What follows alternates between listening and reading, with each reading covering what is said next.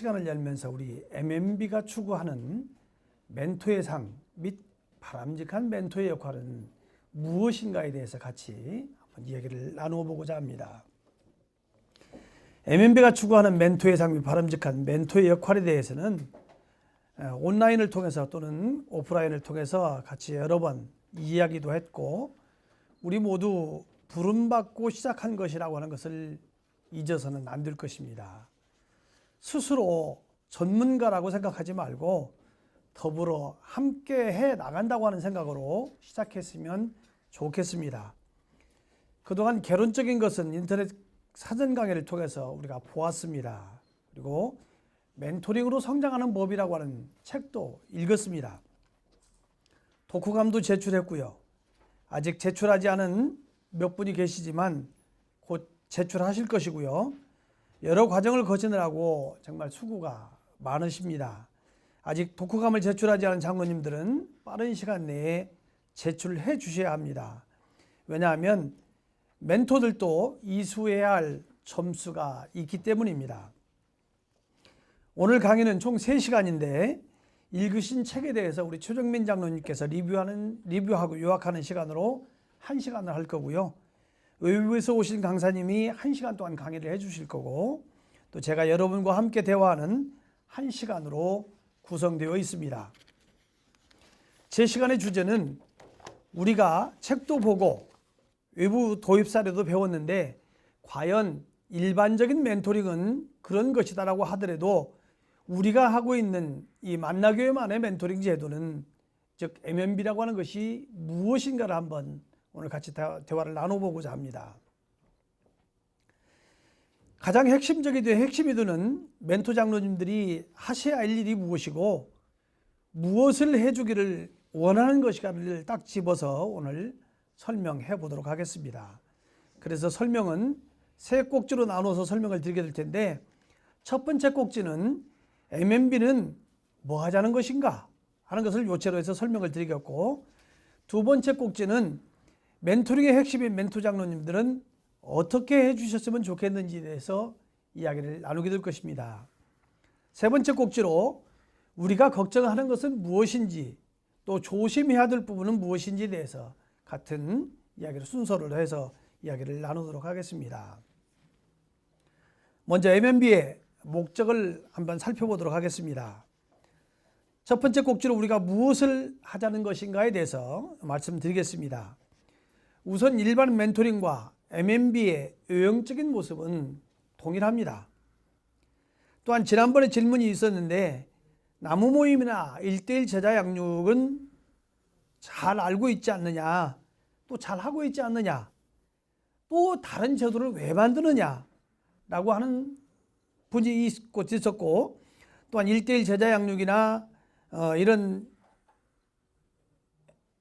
것들을 MMB와 동일한 제도 아니냐라고 질문을 했었습니다. 하지만 이 질문의 의도가 1:1 제자 양육을 잘하고 있으니 MMB는 하지 말자라고 하는 그런 내용이라고 하면 그건 다른 문제라고 생각을 합니다. 무엇이 다르고 무엇이 같다는 것이냐라고 물으신다면, 우리 형식을 빌려서 우리가 좀 더 자세한, 좀 더 거룩한 부담을 가져보자는 이야기고요. 이것은 하고 말고의 문제이지 개념이 맞느냐 틀리냐 하는 그런 문제는 아니라고 생각을 합니다. 담임 목사님께서 지속적인 비전을 수립하시면서 장래 만나교회를 어떻게 하나님이 보시기에 아름다운 교회, 하나님의 뜻에 합당한 교회로 세워갈 것인가 라는 고민과 교인들의 니즈를 어떻게 충족시켜야 할까에 대한 많은 염려를 통해서 MMB를 구상해 준 것이라고 저희들은 생각을 합니다. 앞으로 만나교회를 책임지고 이끌어 나갈 차세대 그룹을 누가, 언제, 어떻게, 어디서, 왜 만들어져야 하는가, 누가 언제 어떻게 양육을 할 것인가 라는 고민으로 만들어진 산물이라고 이해를 해주시면 감사하겠습니다. 이것이 무엇인가 하는 문제는 결국 안 했으면 좋겠다는 불만의 다른 표현으로 오해될 소지가 있기 때문에 개인적인 감정 표현은 자제해 주시기 바랍니다. 또한 저에게 1:1 제자 양육도 안 하면서 그것은 왜 하려고 하는가라고 하는 질문을 하신다면 그것도 같은 의미로 해석될 수 있습니다. 1:1을 안 했으니 모든 교인들이 1:1을 다 할 때까지 아무것도 하지 말자고 그런 논리를 편다고 하면 1:1이 잘 될 때까지 다른 것은 안 된다고 하는 그런 접근의 방식은 굉장히 위험합니다. 우리 목사님 스타일도 그런 것이 아니고 실제로 이런저런 시도를 해보는 것이 시대와 상황에 맞도록 발전해 나가는 것이 아닌가 하는 생각으로 그런 판단으로 우리가 실행하는 과정이라고 이해해 주시면 고맙겠습니다. 과거 우리나라에 경제개발 5개년 계획을 펼쳐가던 그 시절에 잘 먹히지 않았던 사업들이 있었습니다. 그렇다고 해서 국가를 이끌어가는 대통령이 그 사업을 없앴던가요? 그건 아니었습니다. 또 다른 이름으로 다른 방식으로 국가 경제 발전을 위해서 많은 노력했던 것들을 우리는 많이 보아서 잘 알고 있습니다. 과거에 안 통했으니 전에 것이나 제대로 하고 이번 것은 지난 것이니 하지 말자라고 얘기를 한다고 하면 어떻게 발전이 있겠습니까? 국가정책도 과거에 그랬던 것 같이 다시 포장되어 바뀌어서 하는 것이라고 생각해 주시면 좋겠습니다. 기업에서 수십억 원씩 들여서 하는 식스시그마라고 하는 운동이 있는데 이 논의를 보면 과거에 30-40년 전에 있었던 큐티 활동하고 다른 게 없습니다. 하지만 30년 전의 프레임으로 안 되던 것을 지금 새로운 프레임으로 하려고 하는 것이 발전의 시도가 아니겠습니까? 그래서 멘토링이 뭐가 다르냐고 하면 제 대답은 1단계가 다르다라고 설명하겠고요. 정말 다르냐고 다시 물어보신다면 본질은 같지만 핵심은 다르다라고 설명하겠고요. 또다시 한번 무엇이 다르냐고 물어보신다면 결론은 같다고 대답을 하겠습니다. 이렇듯 1:1이나 제자 양육이나 멘토링이나 다 차세대 리더들을 키우는 것은 분명합니다. 하지만 이 MMB의 개념은 우리가 신앙교육을 시키는 것도 아니고요.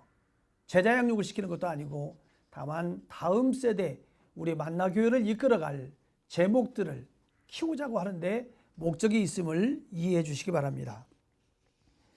MMB가 가지는 13개의 성격을 한번 하나씩 살펴보도록 하겠습니다. MMB에서 멘티는 멘토들의 사상이나 지식, 삶, 네트워크를 전수받아서 그들의 영향력을 딛고 더 전진되고 발전된 신앙생활을 영위하도록 도와주는 데 있습니다. 멘토들의 지식, 맨파워, 네트워크, 경험을 나누자는 것입니다. 과거 1970년대에 직장 생활을 하던 저에게는 이런저런 일들이 있었습니다. 선배들이 갓 입사한 저에게 아무것도 가르쳐주지 않는 겁니다. 선배들이 가지고 있던 지식을 전수해 주려고 하지 않습니다. 그 이유가 뭔가 알아봤더니 자기가 가지고 있는 노하우를 알려줘 버리면 자기의 존재 가치가 없다는 것입니다. 상공회의소를 통해서 또한 여러 기관들을 통해서 교육받는 내용들이 이제 그런 것들을 타파해 가자는 것이었고요. 휴가 갔을 때 본인이 그 선배가 휴가를 가고 나면 그 선배들이 메워왔던 자리가 공백으로 나타나게 되는 겁니다. 그러면 후임들은 어떻게 일을 하라는 겁니까? 선배들이 저에게 이 얘기를 할 때도 역시 마찬가지였습니다. 네가 가지고 있는 노하우는 죽어도 네가 가지고 있어야지, 네가 가지고 있는 걸 다 알려줘 버리면 너는 이 회사에서 존재감이 없다라고 하는 얘기였습니다. 하지만 세월이 흐르면서 그런 생각을 가지고 있던 사람은 무능하다고 하는 판단을 받을 뿐이고 지금같이 지식의 풍부와 네트워크의 확산 등으로 자연도태가 될 수밖에 없는 시대를 지금 우리가 살고 있습니다. 이제는 내가 가진 모든 것을 공개하고 모르는 것을 배우려고 노력하는 시기를 살아가고 있다는 말입니다. 하지만 이 핵가족 시도를 살면서 각자가 느끼는 고독들이 있습니다. 누군가에게 묻고 싶고 대화도 나누고 싶고 또 가슴앓이를 하며 고민하고 있는 젊은 세대들이 많이 있다는 것을 인식했으면 좋겠습니다. 신앙생활하는 젊은이들이 가지는 고독, 외로움, 고민, 번민, 염려, 갈등 이런 것들을 해소해 줄 수 있는 사람이 없다고 하는 것입니다.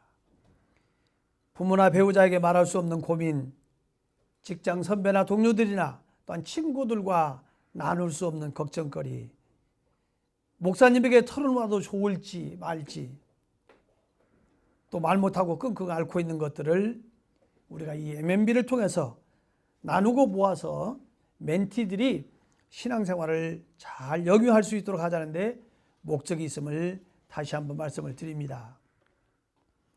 내 자식에게는 할 수 없고 내 자식에게는 어려운 일이지만 신앙의 후배를 태신자로 삼고 내 가슴에 품으며 산고의 고통을 함께하고 자식을 하나 새롭게 키운다고 하는 일념으로 우리가 MMB를 지속적으로 실행한다면 장래의 만나교회는 하나님이 보시기에 아름다운 교회로 성장해 나갈 수 있을 것입니다. 두 번째로 멘토는 자신의 것을 나눠줄 수 있을 뿐 아니라 멘티를 위해서 자신을 희생할 수 있어야 합니다. 본인의 모범적인 삶을 통해서 영향을 끼치는 것을 기본으로 합니다.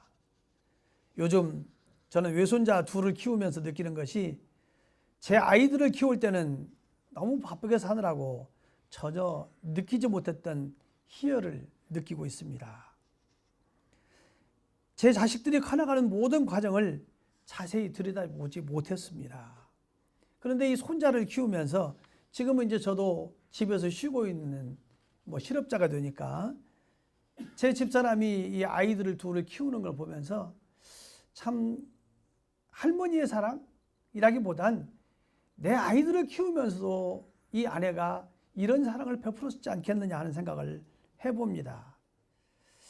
이 자식들에게 제가 사랑을 나눠주지 못했던 것들, 이런 것들을 느끼면서 이 손자에게 주는 사랑, 이 내리사랑이라고 하는 것, 이 희생, 이것이 무엇인가, 무엇 때문에 하고 있는 걸까? 그 원인은 단 한 가지, 내 손자이기 때문이었고 내 가족이기 때문이라는 걸 깨닫습니다. 멘토와 멘티도 마찬가지입니다. 가족이라는 개념을 가지면 사랑하지 않을 수 없습니다. 여러분의 사랑이 멘티들에게 반드시 필요합니다. 세 번째로 멘토와 멘티는 MMB를 통해서 신앙 공동체 내에 새로운 가족을 만들고 믿고 의지하고 함께 신앙생활을 할 수 있어야 합니다. 교회나 신앙생활뿐 아니라 직업, 가족관계, 가정생활 등 개인과 신앙을 아우르는 전인적인 새로운 신앙 공동체를 지향해야 합니다. 즉 모든 것을 신앙과 기도로 해결하는 것이 아니라 생활의 구체적인 모든 삶에 조언과 도움을 함께 제공하고 한 사람의 전인적인 육성과 지원을 목표로 삼아야 합니다. 하지만 금전적인 부분은 엄격히 제한됩니다. 기존 나무 모임이나 전도훈련, 제자훈련보다 전인적이고 친밀하고 내면적인 활동이지만 친밀한 관계가 형성되면서 해서는 안 될 금전적인 문제까지 이야기가 진전된다면 절대 안 됩니다. MMB는 전인적인 관계이기는 하지만 관계를 깨트리는 금전이나 성에 관한 상담 등 내면적인 활동이 아닌 즉 금기해야 될 사안에 대해서는 마지막에 다시 말씀드리겠습니다. 네 번째로 멘토와 멘티는 하나님과 교회를 중심으로 서로 긍정적인 영향을 미치며 상호 교제와 가르침에 대한 거룩한 부담감을 가져야 합니다. 모든 대화는 교회를 중심으로 하는 것이 변하지 않아야 합니다. 그리고 멘토는 멘티와의 사랑의 관계를 통해서 성장의 기회가 올 것이라고 하는 생각을 잊어서는 안 됩니다. 양육하는 것이 바로 사랑을 배우는 것입니다. 조금 전에 말씀드렸다시피 손자를 키우면서 사랑하는 가족에 대한 참사랑을 다시 느끼게 되듯이 멘토 여러분들이 사랑을 회복시키는 매개체가 될 수 있다고 하는 것을 잊어서는 안 됩니다.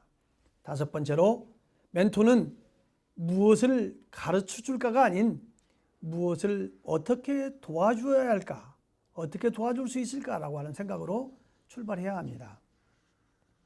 멘티가 여러분에게 무엇을 배우려고 하는 학생은 아닙니다. 나와 동시대를 함께 살아가고 있는 또 다른 개체이며 그들이 가지고 있는 염려, 걱정들을 들어주고 위로와 격려와 사랑을 전하는 것이 우리들의 임무입니다.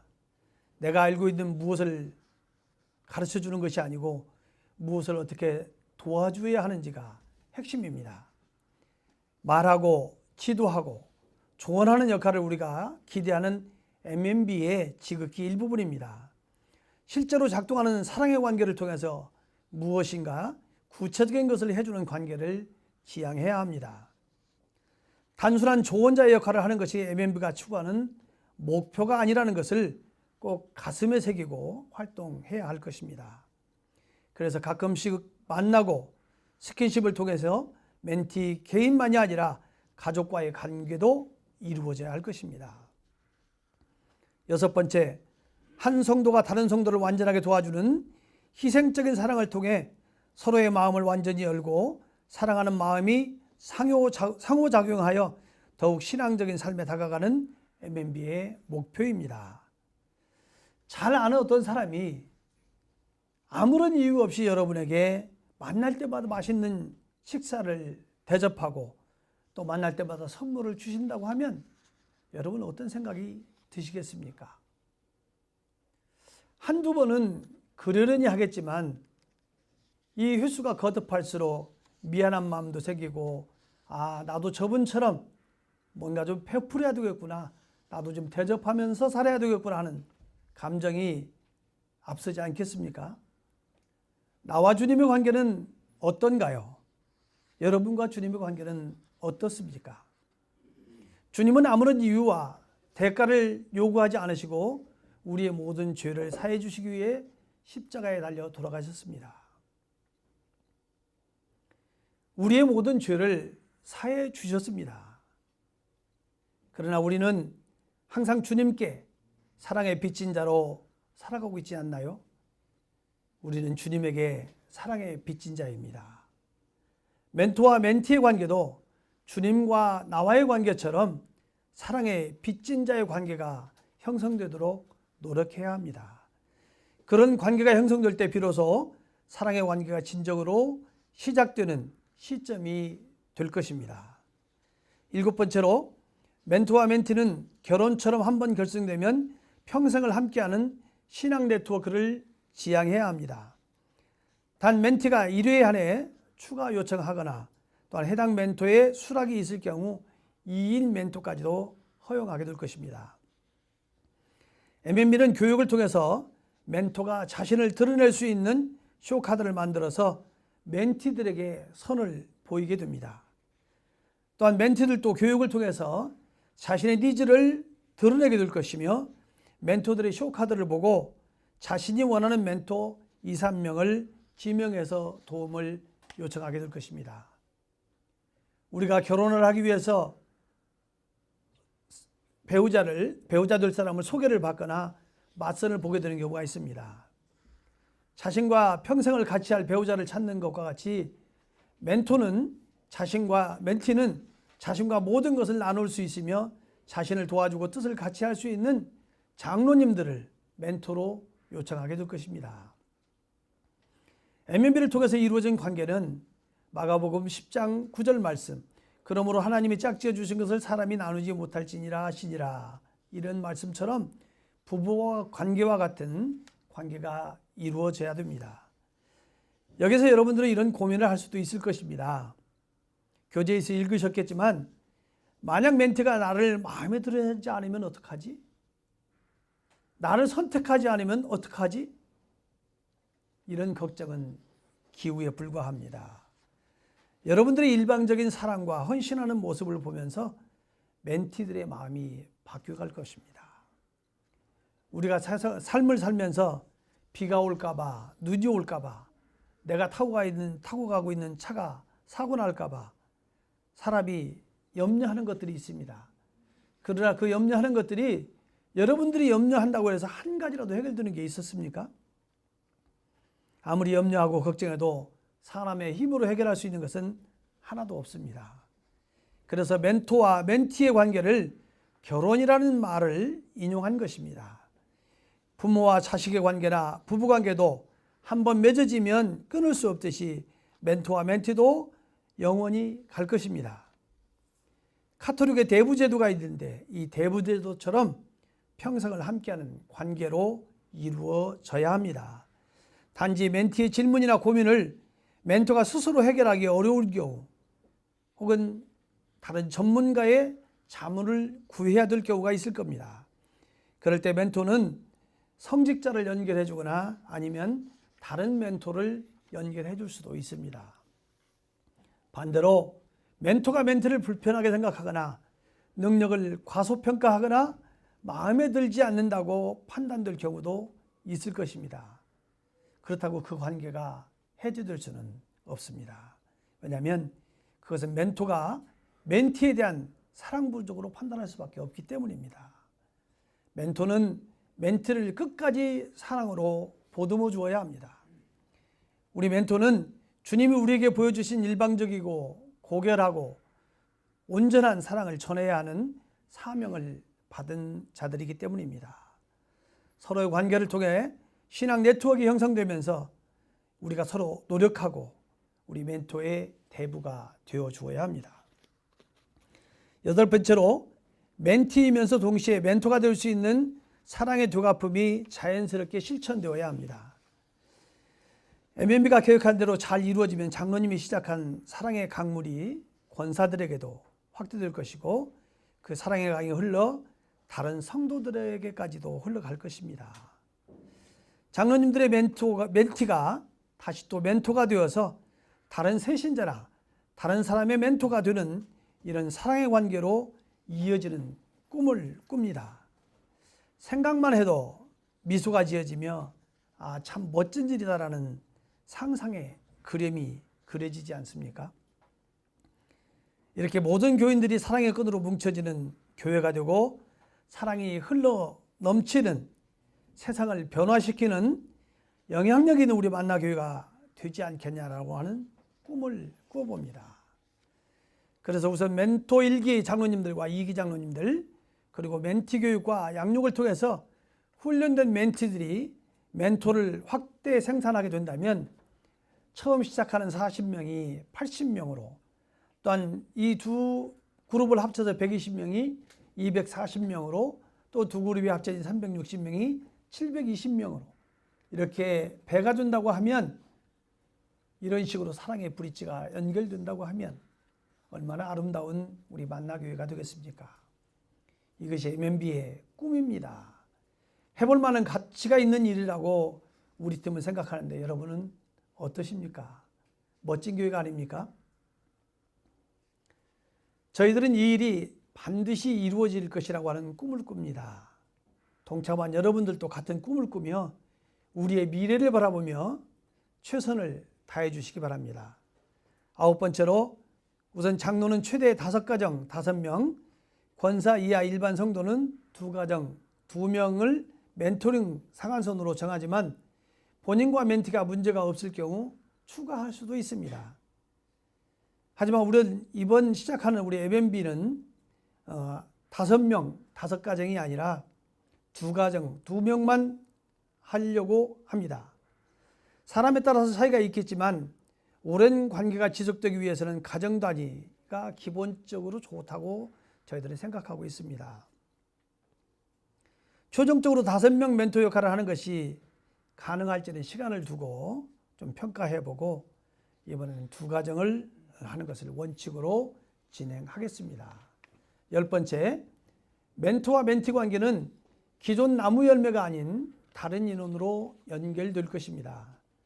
기본적으로 멘티가 멘토를 선택하는 것을 원칙으로 진행하지만 멘토와 멘티 모두 나무 열매가 아닌 다른 신앙가족으로 짝지으려고 합니다. 추 권사 레벨에서도 멘토 교육 이수와 쇼카드 작성을 강제, 권고사항으로 운영하게 될 것이고, 멘티가 적당한 사람을 선발할 수 없을 경우 동산 담당 목사님이나 동산지기를 통해서 멘티를 지정할 수 있게도 될 것입니다. 기존 나무 모임이나 1:1 제자 양육 혹은 다른 관계로 맺어진 사람들과 별도의 사람에 대한 부담을 피차 가지게 될 것입니다. 멘토의 역할을 원하는 것은 이미 만들어진 멘티를 우리에게가 지도하는 일이 아니고 새로운 사랑의 부담을 가지는 것입니다.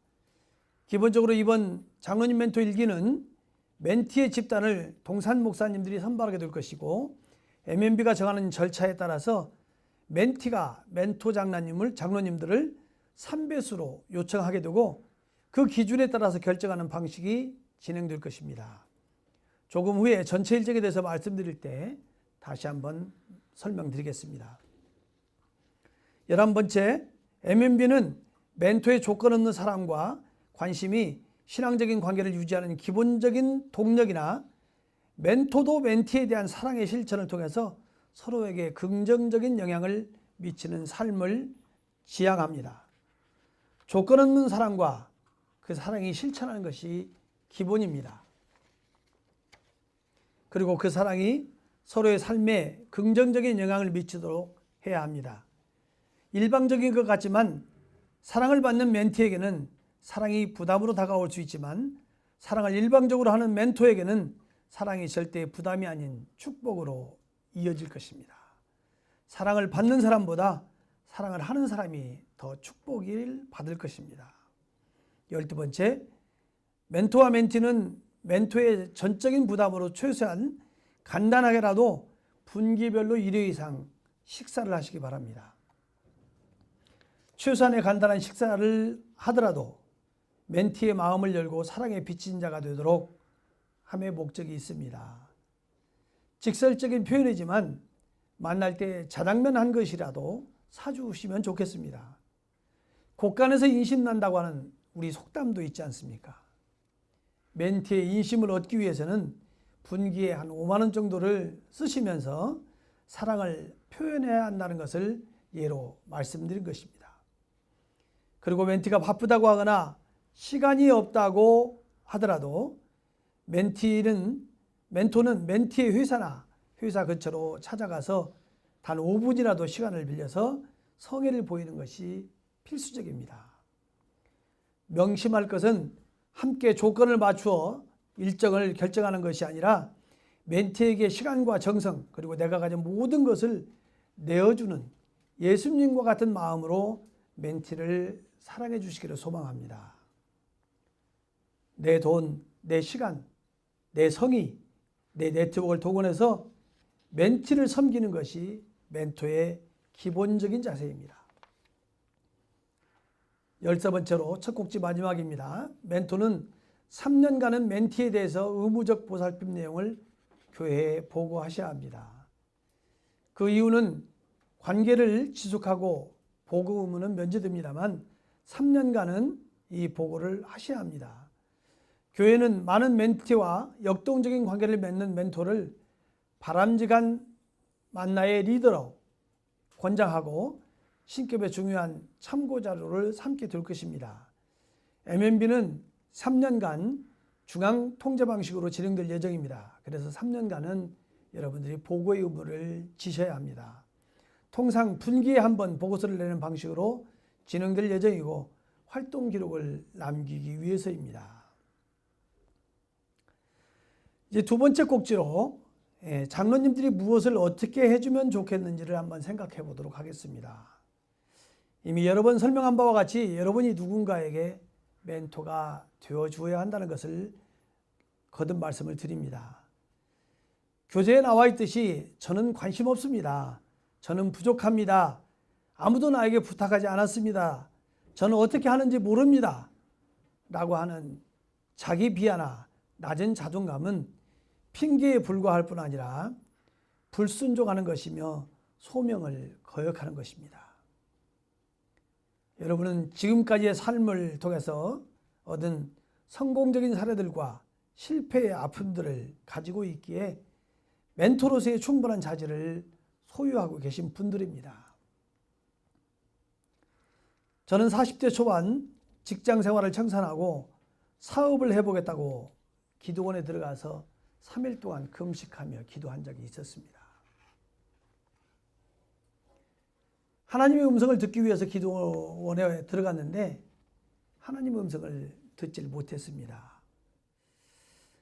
그런데 제가 얼마나 교만했는지 기도원을 내려오면서 하나님께 제가 부르짖는 소리는, 하나님, 제가 하나님 응답을 받기 위해서 3일 동안 금식하며 기도했는데 왜 응답을 주시지 않으세요? 하나님의 응답이 없어서 저는 내려간 후에 저희가 가장 먼저 사업을 제안하는 사람이 말을 하나님 응답으로 알겠습니다라고 하나님께 소리쳤어요. 얼마나 우매한 사람이었는지 참 부끄러운 고백입니다. 제가 부르짖었던 소리가 그날 저녁 제 조카한테 전화가 왔습니다. 그때 한참 잘 나가던 찜질방 사업을 해보라는 것이었습니다. 돈도 없었지만 여기저기 동원을 해서 찜질방을 시작을 했습니다. 얼마나 잘 됐는지요. 하나님 감사합니다 하고 고백했습니다. 근데 그건 몇 개월 가지 않았습니다. 2년이 못 돼서 저는 그 사업을 접어야 했습니다. 접어야 하는 정도가 아니라 투자한 금액 한 푼도 못 건지고요. 빚만 통째로 떠안을 수밖에 없었습니다. 그 후 하나님 앞에 정말 납작 엎드렸습니다. 맨바닥에 납작 엎드려서 하나님께 회개하며 기도했습니다.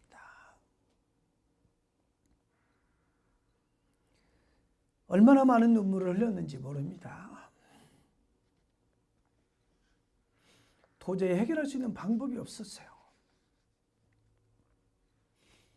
일용할 양식은 물론이고 그 어린 아이들에게 라면 하나 사서 끓여줄 돈이 없었어요. 아이들은 배고프다고 그러는데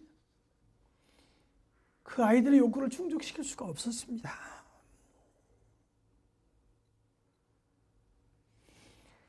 형제 자매에게도 얘기할 수 없었고요.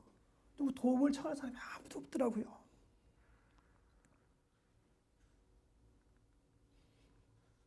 나중에 그 어려움을 아시고 우리 김무영 목사님께서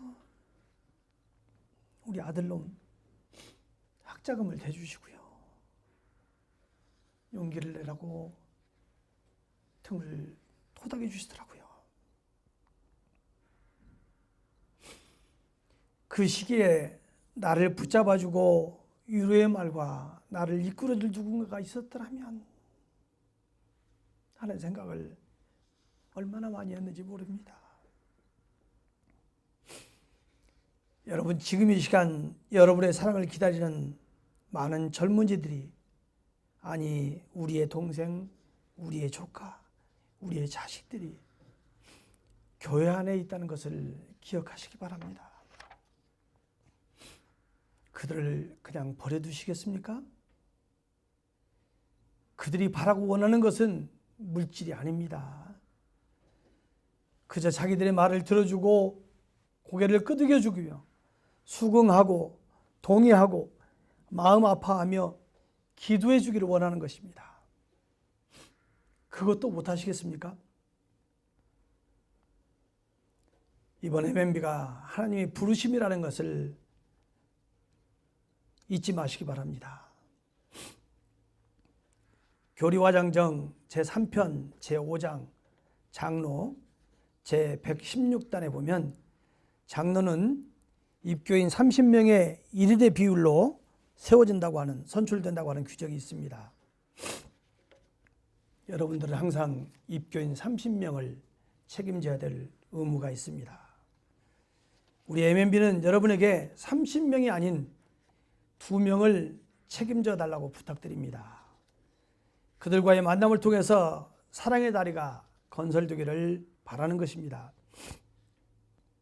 이 일들을 위해서 3개월 동안 같이 학습하고 여러분들을 소개하는 쇼카드를 제작하고 멘티의 요청에 따라서 멘토, 멘티 결혼식을 갖고 최소한 분기에 한 번 이상 멘토링을 하고 그 결과 보고서를 작성하여 제출해야 여러분의 의무를 다하는 것입니다. 다시 한번 멘토의 정의를 살펴보겠습니다. 멘토는 일방적으로 베푸는 사랑으로 멘티와 신앙적인 관계를 만든다. 두 번째, 사랑, 그리고 또 사랑. 사랑은 아무리 흘러넘쳐 주어도 만족감이 없습니다. 세 번째, 멘티에게 진정으로 헌신하고 무조건적으로 헌신하시기 바랍니다. 그리고 섬기시기 바랍니다. 네 번째, 멘티에게 정직해야 합니다. 다섯 번째로 객관성을 유지해야 합니다. 여섯 번째로 멘티의 인생 모델이 되거나 신앙 동역자가 되어야 합니다. 일곱 번째, 개방적으로 투명해야 합니다. 여덟 번째, 교사가 되어야 합니다. 아홉 번째, 멘티의 잠재력을 믿어야 합니다. 열 번째, 멘티의 장래에 비전을 불어 넣어줘야 합니다. 11번째, 멘토 자신의 삶을 정말 모범적으로 실천해가며 그 삶의 본을 멘티들에게 보여주시기 바랍니다. MNB의 종합 일정을 한번 다시 보겠습니다.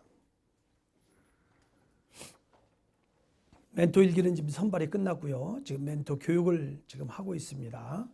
이 교육은 5월까지 진행될 것입니다. 4월 중에 멘티를 40명 정도 선발하게 될 것입니다. 그리고 멘티도 같이 교육을 통해서 멘토 1인이 2명 정도 할 수 있도록 그렇게 결정을 하고 5월 말경에 멘티들이 니드에 의해서 멘티들이 3배수로 자기가 원하는 장로님 멘토 3명을 지정하게 될 것이고요. 그 지정한 수에 따라서 저희들이 안배를 해서 멘토 한 분이 멘티 2명을 결혼하도록 결혼식을 갖도록 하겠습니다. 그리고 이제 8월부터 멘토 2기가 똑같은 일정으로 진행되게 된다는 것을 다시 한번 말씀을 드립니다. 마지막 세 번째 꼭지로 멘토가 하지 말아야 할 것이 무엇인지를 한번 알아보도록 하겠습니다. 우리 모두는 결혼을 했고 배우자도 자녀들도 가정도 있습니다. 처음 아내를 만났을 때 그냥 마냥 좋기만 했던 시절에는 눈에 콩깍지가 끼어 있었는지 아무런 갈등도 없었습니다. 그러나 결혼식을 하기 위해서 준비 과정에서부터 결혼식, 예물 준비, 혼수장만, 또 양 부모에 대한 생활비, 또 신혼생활, 자녀 출산, 자녀 양육, 또 경제 문제, 자녀 교육 문제, 거주지 문제 등 이 삶의 모든 역경들을 통해서 갈등이 생겨날 수밖에 없습니다. 그렇다고 이혼을 합니까? 그렇지는 않습니다. 앞서 멘토링을 결혼과 비유했듯이 멘티들과의 갈등은 반드시 있을 수 있습니다. 그러나 이혼이나 이별은 안 됩니다. 결혼식 예식에서 주례들이 항상 이야기하듯이 마가복음 10장 9절 말씀 아까 말씀드렸습니다만 그러므로 하나님이 짝지어 주신 그 사람이 나누지 못할지니라 하시니라 이 말씀을 기억하며 갈등을 해소할 수 있기를 바랍니다. 이러한 갈등이 될 수 있는 몇 가지 사안들을 들어서 이야기해 보겠습니다. 첫 번째, 돈 문제입니다. 어떠한 경우에도 금전대차나 투자 권유, 또 금전적 거래가 일어나지 않도록 절대 주의해야 합니다. 두 번째, 이성 문제입니다. 정상적인 가정생활을 벗어난 이성의 문제가 발생하지 않도록 자아가 피아가 다 서로 주의해야 합니다. 정상적인 가정 문제라 해도 멘티의 배우자와 단 둘이 만나는 별도의 만나는 일은 절대 발생해서는 안 됩니다. 세 번째, 멘토의 기대감. 혹시나 하는 우려로 말씀드리지만 멘티에게 감사나 보답을 받을 기대는 아예 하지 마십시오. 네 번째, 멘티의 상처입니다. 멘토가 주는 상처, 사랑이 미흡했을 때 멘티는 상처받을 수 있다고 하는 것을 생각하시기 바랍니다. 사랑은 무조건적이어야 합니다. 그리고 최대한 많이 주어야 합니다. 상대방이 흡족하게 느끼도록 베풀어야 합니다. 내가 가지고 있는 시간, 지식, 인맥, 경험, 우정, 심지어 물질까지도 베풀 수 있다면, 줄 수 있다면 주어야 합니다. 결론으로 말씀드리겠습니다. 멘토 사역 경험을 통해서 좋은 멘토에 대한 사례를 예로 말씀드리겠습니다. 마크 목사라고 하시는 그 목사님은 멘토링은 함께 가는 여행이다라고 정의를 했습니다. 멘토링을 여러 해 동안 해봤지만 사람들이 그리스도 안에서 자라기를 원했지만 어떻게 해야 할지를 모르는 것을 알았다. 멘토링은 단지 그들에게 올바른 방향을 가르쳐주고 그 여행을 함께 걸어가는 것이다 라고 얘기합니다. 또한 멘티들이 주 안에서 성장해 가는 것을 보면 놀라게 됩니다. 몇 년 전에 이 마크 목사님 이야기입니다. 몇 년 전에 멘토를 한 사람이 솔직히 말해 연말에 그가 얼마나 성장했을까 하고 의심스러웠다고 합니다. 그런데 그 멘티가 이 청년이 이끄는 성경 공부 모임에 너무 잘하고 있음을, 너무 통찰력 있게 하고 있음을 보면서 목사님이 안심했다고 합니다. 그 성장의 일부에 마크 목사님이 조그만 역할을 했다고 하는 것에 기뻤고 재미있고 격려가 되었다라고 하는 고백을 합니다. 또한 멘토링에서 일부의 중복이나 느린 변화, 성격의 갈등 같은 장애물들을 기대하는 것도 배울 수 있었다. 한 사람을 1대1로 1년간 만나는 것은 내 시간을 빼앗기는 것이 아니라 귀한 것에 투자하는 것이었다라고 하는 고백을 했습니다. 또한 레사라고 하는 그 사모님, 목사 사모님은 멘토링은 주기만 하는 것이 아니라 역할 바꾸기를 통해서 은혜를 받는다라고 했습니다. 멘토링 프로그램을 통해서 시간을 투자하면서 새로운 경험과 성숙, 그리고 하나님이 주신 강력한 힘의 보고를 서로 만들어내도록 돕는 여성의 영성을 배웠다라고 얘기를 했습니다. 멘토링을 하면서 발견한 것은 멘티가 말하는 것에서 오히려 내가 유익을 얻었다라고 하는 고백입니다.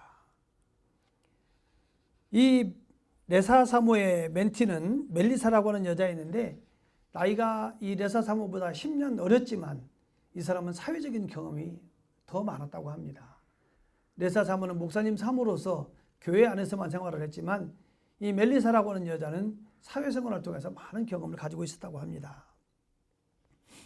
처음 만나는 날 이 레사 사모가 기도합니다.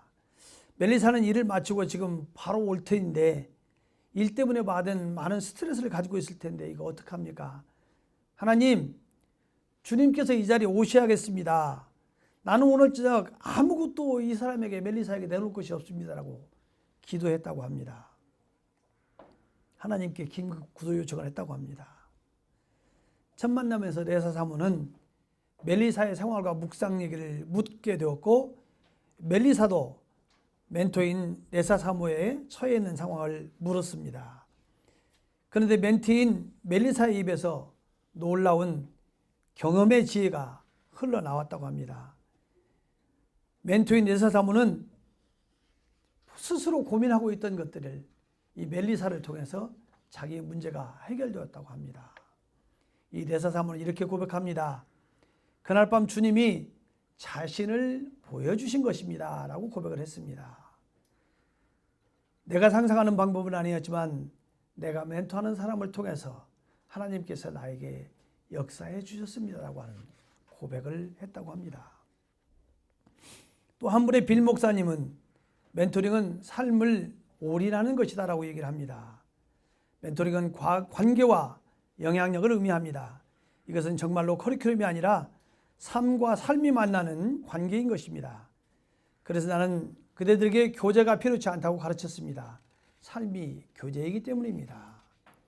또한 사람들에게 영적 리더십 훈련이 가장 필요하다는 것을 배웠습니다.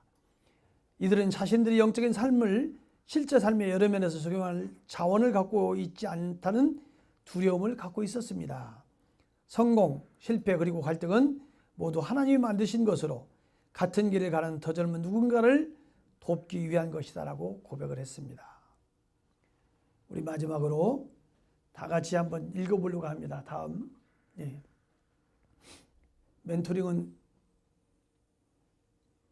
없나요? 저를 따라서 한번 읽어보시기 바랍니다. 멘토링은 교회가 다음 세대로 성장하는데 가장 중요한 전략 중 하나입니다. 멘토링 파트너들과 대화를 잘 풀어나가려면 삶을 나누어야 합니다. 삶을 얘기하다 보면 치유가 일어나고 또 더 깊은 관계로 교제로 또 들어갈 수 있고 신뢰로 싸울 수 있는 등 많은 유익이 생길 것입니다. 만약 우리가 마음을 닫아버리면 하나님의 관점에서 우리의 삶을 보는 기회가 놓치게 됩니다. 시편 139편 우리가 태어나기도 전에 하나님은 우리의 삶을 순간까지도 아셨다라고 말씀합니다. 우리는 혼자가 아닙니다. 하나님은 우리가 이해할 수 없고 설명할 수 없는 순간에도 우리와 함께 하시고 계시다는 것을 기억하시기 바랍니다. 내 삶의 여유, 힘들었던 시간, 절정의 상황들을 되돌아보면 그때마다 하나님의 손길이 함께 했음을 우리가 알 수 있습니다. 그리고 하나님께서 우리 삶의 모든 경험을 또 그의 영광을 위해서 구속하신다고 하는 것을 기억하신다면 기꺼이 우리의 이야기를 다른 사람들과 나눌 수 있을 것입니다. 하나님이 어떻게 우리의 삶에서 지금도 일하고 계시는지 이해할 수 있게 해달라고 구할 때 우리는 정직할 수 있고 용기를 낼 수 있습니다. 하나님께서는 우리의 모범이 되시기를 원하십니다. 베드로전서 5장 3절 맡은 자에게 주장하는 자세를 구하지 말고 양무리에 본이 되라고 하는 말씀처럼 멘티에게 본이 되어야 합니다. 또 디모데전서 4장 12절 누구든지 내 연수함을 업신여기지 못하게 하고 오직 말과 행실과 사랑과 믿음과 정절에 있어서 믿는 자에게 본이 되어라고 하는 구절이 있습니다. 우리는 이 말씀을 붙잡고 나가기를 원합니다. 마지막으로 주님께서 우리에게 행하신 모범적인 삶을 통해서 우리가 한번 깨우쳐야 될 것이 있습니다. 오직 하나님을 사랑하는 분이었습니다. 하나님뿐 아니라 사람을 사랑하는 분이었습니다. 그리고 교회를 사랑하시는 분이었습니다. 일상의 삶에서 기도하고 봉사하는 분이셨습니다. 우리 주님은 우리의 모범이고 표대가 되셨습니다. 여러분들도 예수님을 닮아가는 멘토가 되시기를 간절히 소원합니다. 감사합니다.